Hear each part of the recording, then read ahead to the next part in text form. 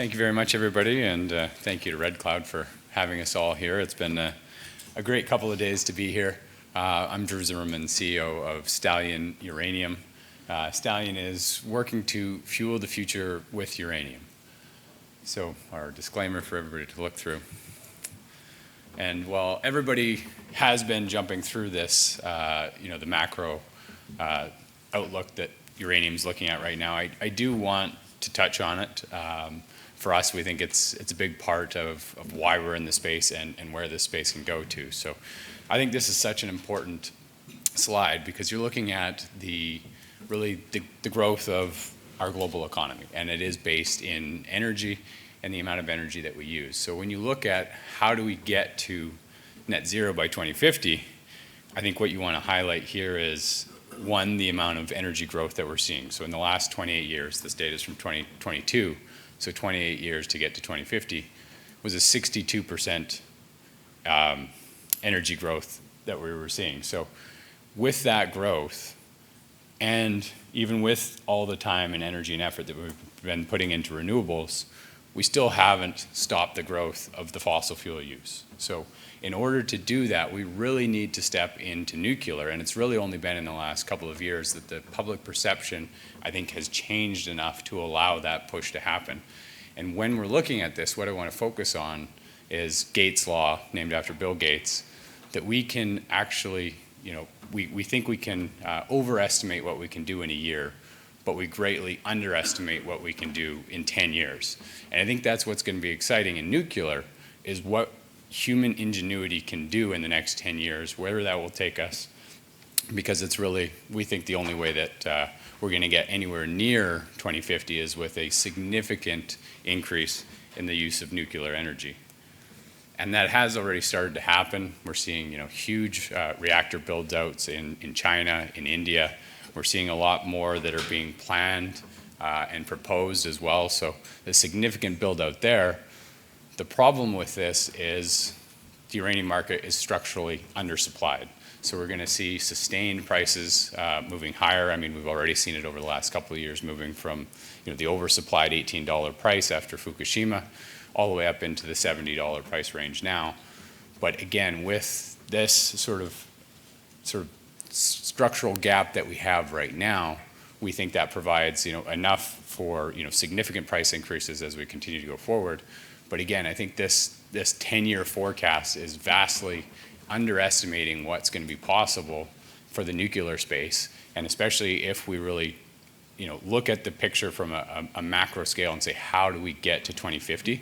And what we're doing right now, what we have planned right now, is nowhere near enough. And that's where I think the potential for a lot more uranium supply to come on the market, and significant uranium deposits that need to be found. We're not talking about just developing what's already been found. It's where is the further end of the pipeline, the discoveries that have to be made to then get developed to be able to feed into this uranium cycle. So with that, we come to the Athabasca Basin. We think, bar none, one of the best places in the world to be looking for uranium. You're talking about the highest grade deposits in the world and some of the largest pound deposits in the world as well. For us, as a junior explorer, we think this is where we want to be. You can see our outlined land package there, just for some scale when you're looking at the entire basin. But as a junior explorer, you also want to have good economics for the resource that you're going after. And that's where the uranium as a resource in the Athabasca Basin is truly incredible. So the example we have there is the average grade Cigar Lake produced at in 2022 was 17%. That's like a gold mine producing at 371 grams per ton gold. That is absolutely astronomical, and 10 times some of the highest producing average grades of a gold mine anywhere. So when you're a junior explorer, being able to make a discovery in this region can be incredibly lucrative and have great economics. So with Stallion, we moved into the Athabasca Basin because we had a team behind us. My three largest shareholders at just under 10% each.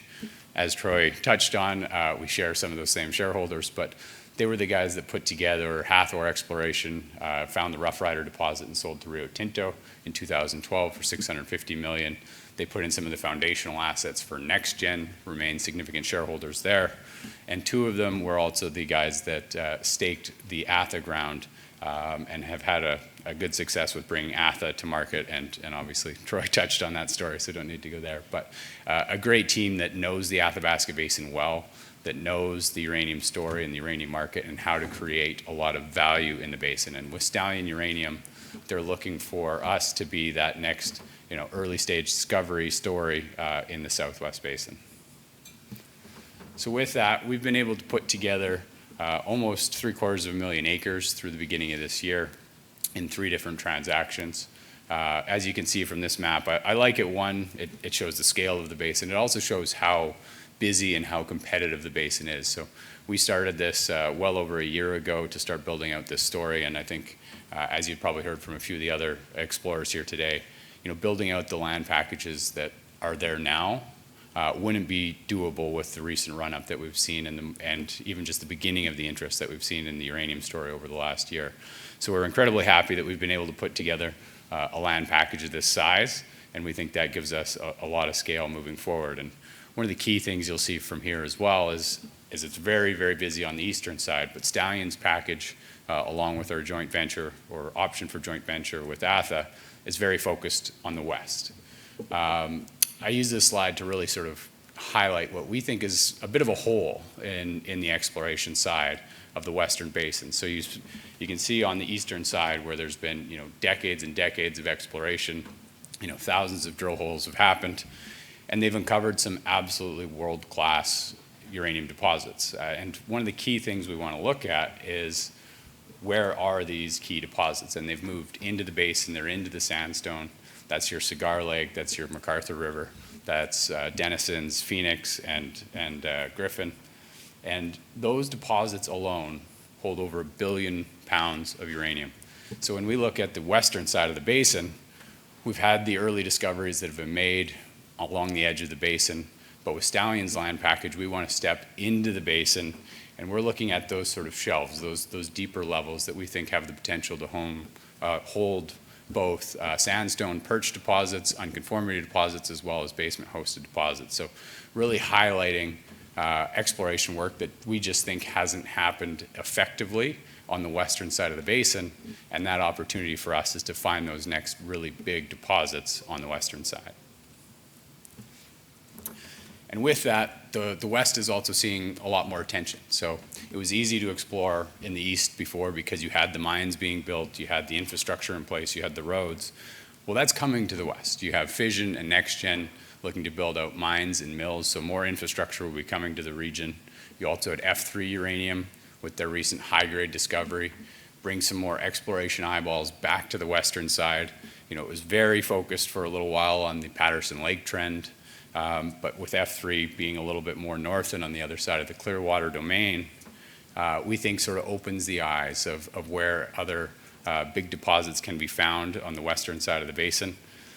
So what we're looking at here is also, just what gave this sort of the opportunity to be on the west and have it underexplored was these big deposits were found in 2012 with the RRR and Arrow shortly after. That wasn't a time to have an exploration boom in uranium. That was right after the Fukushima disaster. Uranium prices were rolling over. There was no incentive to go out and have a large Southwest Basin exploration program taking place. But we think that time is now, and we're very happy to have tied up a lot of land to be able to do it. So similar to as Troy spoke to, I talk about scale in the Southwest Basin, and Troy talks about scale in the entire basin. But again, with the land package we have being quite significant in size, we have a roadmap that we want to follow. It's not a roadmap that we have to recreate the wheel on. Companies have been exploring the basin for the last several decades. So we're trying to learn from everything that they've done, be able to build on the best practices that they've had, start with regional surveys, finding those key target zones, and doing more follow-up work. So the good thing for Stallion is we've got sort of 2 phases of exploration. We have our 100% owned ground on the transaction that we had at the beginning of this year. that's more advanced. We did the regional survey on those at the beginning of this year, and we're able to focus in on some of the key target areas on our coffer project with these targets. These are just east of Shea Creek, which is 100 million pounds in the ground. So these are the regional survey results. So again, starting big with a regional survey, we've now targeted in on certain areas where we want to go in with a more refined on-the-ground survey to be able to prove up those targets and be able to have them get drill ready. We also have our Gunter Lake project, again, starting with the regional size, going in from there to have key target areas that we like the look of. This Coyote target we like the look of. It's a little further south. It also goes, off our property further to the east.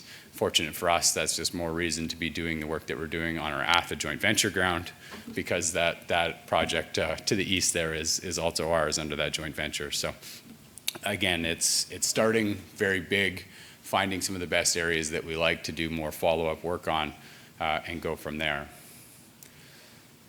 And that's exactly what we're doing with the ATHA joint venture now. So as we announced a couple of weeks ago, we've just launched the mobile MT, so the regional level survey over this. We're going to have 2 helicopters in the air for the next couple of weeks, covering this entire area, 220,000 hectares of this ATHA joint venture ground. So that will have completed a regional survey over top of our entire 3,000 square kilometers in the Athabasca Basin when it's complete. So while we're moving forward with our 100% owned ground, we're going to be getting the data and new target areas, and for the very first time on this ground, having an effective survey. So this is ground that not only does it not have an effective survey or not even a drill hole, hasn't even been surveyed effectively. So we're going to be taking these exploration corridors that seem to stop, but they don't. The geology doesn't stop, just the mapping and the surveying had stopped to cover them. So it's really taking on sort of a new frontier in the western side of the basin that we think has the opportunity to unlock those next big deposits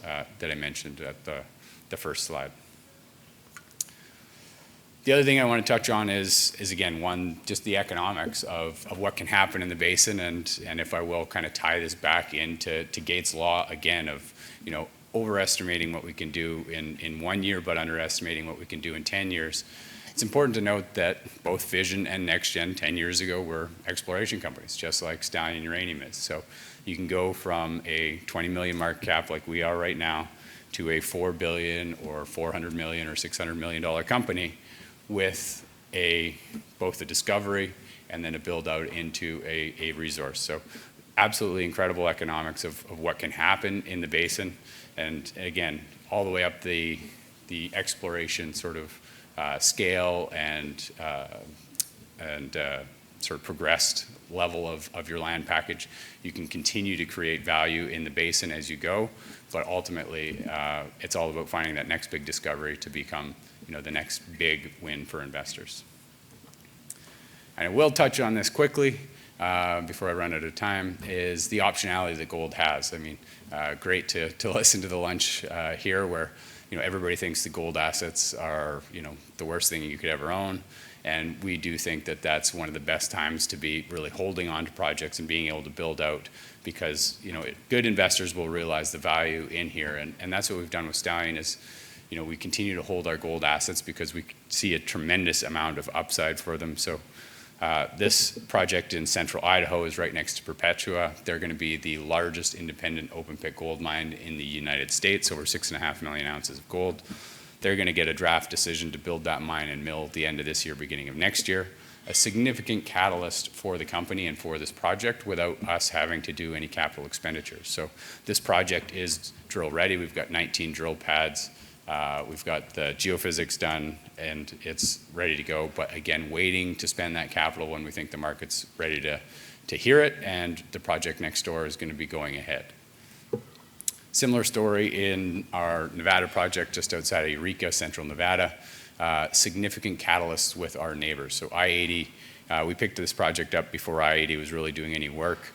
They've drilled a lot of holes in this project and had a lot of success. So they already have a 7.5 million ounce resource there. They're going to put out a new resource on this project. We think it's going to go well north of 10 million ounces given all the drilling that they've done. They want to be developing an underground mine as well as they're finding a new CRD discovery that's just south of this pit here. And extending to the eastern side. The key for us was there's a big intrusion right between these two properties. They drilled into it in August of this year, found high-grade gold and silver, proving that that big intrusion is a mineralizing event. So we're very excited there.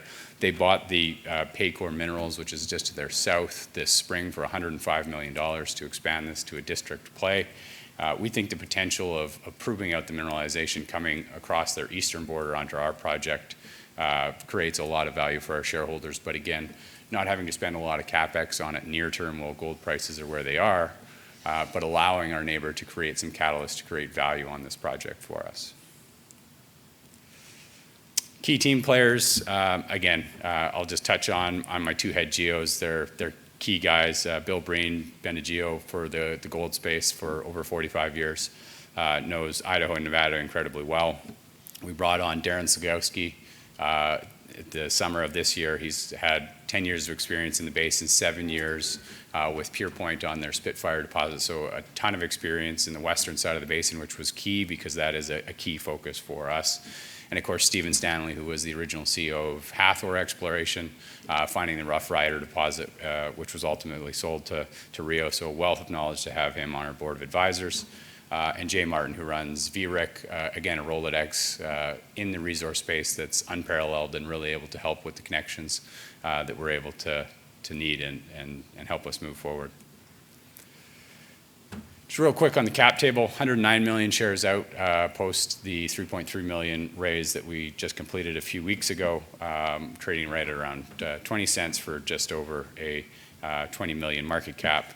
Our significant shareholders and insiders holding 36 million shares of the 109. And that's just the key points, and that is it. Thank you.